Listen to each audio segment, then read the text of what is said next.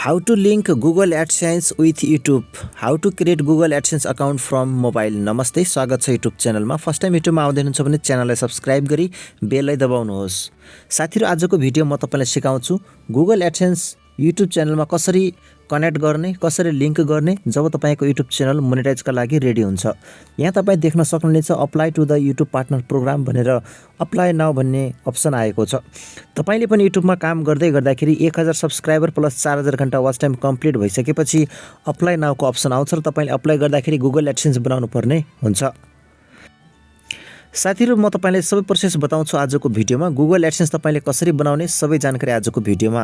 तपाईले YouTube च्यानलमा पैसा कमाउने तरिकाहरू, watch, page ads, shorts feed ads, super and membership and अनि धेरै तरिकाले तपाईले पैसा कमाउन सक्नुहुनेछ र अनलाइन शपिङको साथमा पनि। अब तपाईले YouTube च्यानलमा अर्निङ गर्नका लागि how to join YouTube partner program. YouTube partner प्रोग्राममा तपाईले जोइनिङ गर्नुपर्ने हुन्छ। त्यसका लागि तपाईको क्राइटेरिया दुईवटा हुन्छ। नम्बर 1, तपाईको 1000 सब्स्क्राइबर पुग्नु पर्यो। हाम्रो चाहिँ 1000 सब्स्क्राइबरको ठाउँमा 2047 सब्स्क्राइबर पुगिसक्यो। नम्बर 2, हाम्रो 4000 घण्टा वाच टाइम पुग्नु पर्यो, जुन हाम्रो चाहिँ अहिले 4049 घण्टा चाहिँ वाच टाइम पनि पुगिसकेको छ। यसरी तपाईको युट्युबको चाहिँ यी रिक्वायरमेन्टहरु रहेको छ, तपाईले पुरा गर्नुपर्ने हुन्छ। त्यसैगरी थप तपाईको चाहिँ तेस्रो नम्बरको रिक्वायरमेन्ट छ तपाईको स्टेप 2 भेरिफिकेसन अन हुनु पर्यो र तपाईको कम्युनिटी गाइडलाइन पनि तपाईको स्ट्राइकहरु हुनु भएन। यति सबै तपाईको चाहिँ 4 वटा कुराहरु हैन। यसरी राइट लागेपछि तपाईको मोनेटाइजेसन इनेबल हुन्छ। त्यसका लागि तपाईले चाहिँ YouTube च्यानलमा आफ्नो एडसेन्स जोड्नुपर्ने हुन्छ। अब के गर्ने त भन्दाखेरि Google AdSense तपाईले मोबाइलबाटै बनाएर YouTubeमा कसरी लिंक गर्ने सबै जानकारी दिन्छु।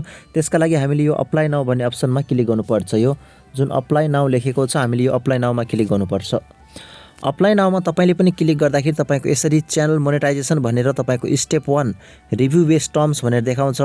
Step 2 sign up for Google AdSense भनेर देखाउँछ हैन, र स्टेप 3 तपाईको गेट रिवार्ड भन्छ। तपाईले स्टेप 1 र स्टेप 2 पुरा गर्दाखेरि स्टेप 3 अटोमेटिक इनेबल हुन्छ। सबभन्दा पहिला तपाईले चाहिँ यो स्टेप 1 लाई इनेबल गर्नुपर्छ। स्टेप 1 इनेबल गर्न एकदमै सजिलो छ। तपाईले चाहिँ यसरी क्लिक गर्ने, त्यसपछि रिभ्यू बेस्ड टर्म्स भन्छ। तपाईले यसरी यो टर्म युट्युबको सबै नीति नियमहरु तपाईले यसरी पढ्ने हैन। तपाईले कति कमाइ हुन्छ, कम्पनीले कति कमाइ हुन्छ, सबै जानकारी दिएको छ हैन।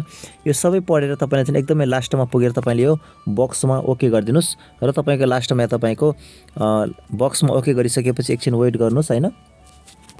र यहाँ लास्टमा तपाईको एक्सेप्ट भनेर लेखिएको छ।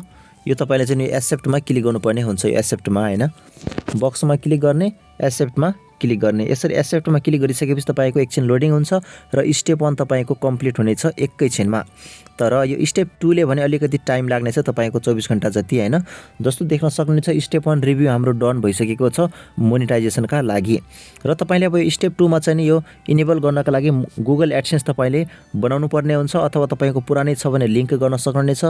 यदि तपाईले चाहिँ पुरानो AdSense छैन भने नयाँ AdSense पनि बनाउन सक्नुहुनेछ।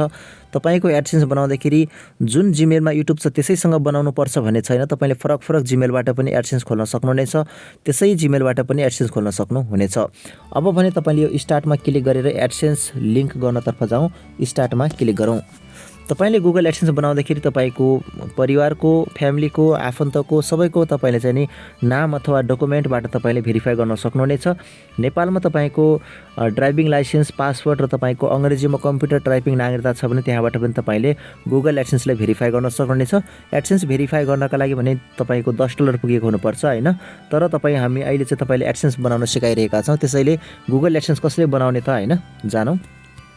र यहाँनिर तपाई के लेखेको छ भन्दाखेरि step 2 you will be redirect to AdSense to complete this step. तपाईले चाहिँ यो स्टेपलाई पुरा गर्न AdSense बनाउनु पर्यो। यो एकदमै ध्यान दिएर 1 सेकेन्ड पनि स्किप नगर्नु होला। तपाईको सानो मिस्टेकले तपाईको युट्युब करियर ध्वस्त हुन सक्छ हैन। यहाँ तपाईले यो बक्समा सिलेक्ट भन्नेमा तपाईले क्लिक गर्नु पर्यो। यहाँनिर क्लिक गरिसकेपछि तपाईले के जान्नु पर्यो भन्दाखेरि स्टेप 1 मा yes I have an existing account भनेको छ। तपाईसँग Google AdSense छ भने यस आई हैव एक्जिस्टिङ अकाउन्टमा क्लिक गर्नु पर्यो। यदि तपाईसँग छैन भने no I don't have an existing अकाउन्टमा क्लिक गर्नु पर्यो। अब हामी नयाँ अकाउन्ट बनाउन गइरहेका छौं, त्यसैले no I don't have an existing अकाउन्टमा क्लिक गर्नुस्। यसमा क्लिक गरिसकेपछि तपाईको यस्तो ड्याशबोर्ड देखिनेछ हैन। यो कर्सरलाई माथि सार्नुस् र कर्सरलाई माथि सारिसकेपछि तपाईको लास्टमा कन्टिन्यू भन्ने छ। यो कन्टिन्यूमा क्लिक गर्नुस्। कन्टिन्यूमा क्लिक गरेपछि तपाईको एकैछिन लोडिङ लिनेछ। अब तपाईले चाहिँ कुन चाहिँ जिमेलमा आफ्नो Google AdSense अन गर्ने हो हैन, त्यो जिमेलमा तपाईले क्लिक गर्नुहोस्। क्लिक गरेपछि एकछिन वेट गर्नुस्, तपाईको Google AdSense लोडिङ हुनेछ। यहाँ तपाईँको चाहिँ गुगल एडसेन्स साइन अप भनेर आइसकेको छ। अब तपाईँले चाहिँ यहाँनिर फरक जिमेलमा गुगल एडसेन्स बनाउने हो भने युज डिफ्रेन्ट अकाउन्ट भनेर पनि तपाईँले क्लिक गर्न सक्नुहुनेछ। त्यसपछि यो वेबसाइटमा तपाईँको अटोमेटिक तपाईँको युट्युबको लिङ्क आइसकेको छ। तपाईँले यहाँ केही पनि गर्नु परेन। अब तल आउँदाखेरि तपाईँको गेट मोर अफ एडसेन्स भन्छ तपाईँको यहाँनिर होइन। तपाईँले चाहिँ नि एडसेन्सको सजेसनहरू लिने कि नलिने भन्दाखेरि यस भनेर तपाईँले चाहिँ यहाँनिर क्लिक गर्नुहोस्, सजेसन लिनुपर्छ।